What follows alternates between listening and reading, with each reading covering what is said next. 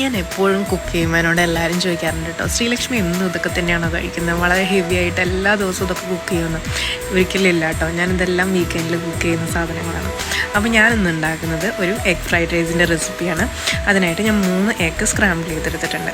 അതിനുശേഷം പാനിലേക്ക് എണ്ണ ആഡ് ചെയ്തതിന് ശേഷം നമ്മൾ ചോപ്പ് ചെയ്തിട്ടുള്ള ഗാർലിക്കും അതുപോലെ തന്നെ വെജിറ്റബിൾസായിട്ട് ഞാനിവിടെ ക്യാരറ്റും ബീൻസും ക്യാപ്സിക്കും ആഡ് ചെയ്തിട്ടുണ്ട്. അതുപോലെ തന്നെ സ്ക്രാമ്പിൾ ചെയ്ത് വെച്ചിട്ടുള്ള എഗ്ഗും കുക്ക് ചെയ്തിട്ടുള്ള റൈസും കൂടി ആഡ് ചെയ്ത് കൊടുക്കുക. ഈ സമയത്ത് സ്പ്രിംഗ് ഒനിയൻ ഉണ്ടെന്നുണ്ടെന്നുണ്ടെങ്കിൽ അതും കൂടി ചോപ്പ് ചെയ്ത് ആഡ് ചെയ്ത് കൊടുക്കുക. ബാക്കിയുള്ള സോസുകളും കൂടി ആഡ് ചെയ്ത് കൊടുക്കുക. അപ്പോൾ ഞാൻ ഇതിൻ്റെ എല്ലാം ഡിസ്ക്രിപ്ഷനിൽ ഡീറ്റെയിൽ ആയിട്ടുള്ള മെഷർമെൻറ്റ്സ് എഴുതിയിട്ടുണ്ട്, എല്ലാവരും ചെക്ക് ചെയ്ത് നോക്കാം കേട്ടോ. ഇതിന് ശേഷം നന്നായിട്ട് മിക്സ് ചെയ്ത് കൊടുക്കുക. ഇതിനകത്തേക്ക് ആവശ്യമായിട്ടുള്ള 1 ടീസ്പൂൺ പെപ്പർ പൗഡറും കൂടി ആഡ് ചെയ്ത് കൊടുക്കുക. വൈറ്റ് പെപ്പറാണ് യൂഷ്വലി യൂസ് ചെയ്യുക, വല്ല ബ്ലാക്ക് പെപ്പർ ഉള്ളതെന്നുണ്ടെങ്കിൽ അത് ആഡ് ചെയ്ത് കൊടുക്കുക. നന്നായിട്ട് മിക്സ് ചെയ്യുക. അവസാനം സ്പ്രിംഗ് ഒനിയനും കൂടിയിട്ട് ഫിനിഷ് ചെയ്യുക കേട്ടോ.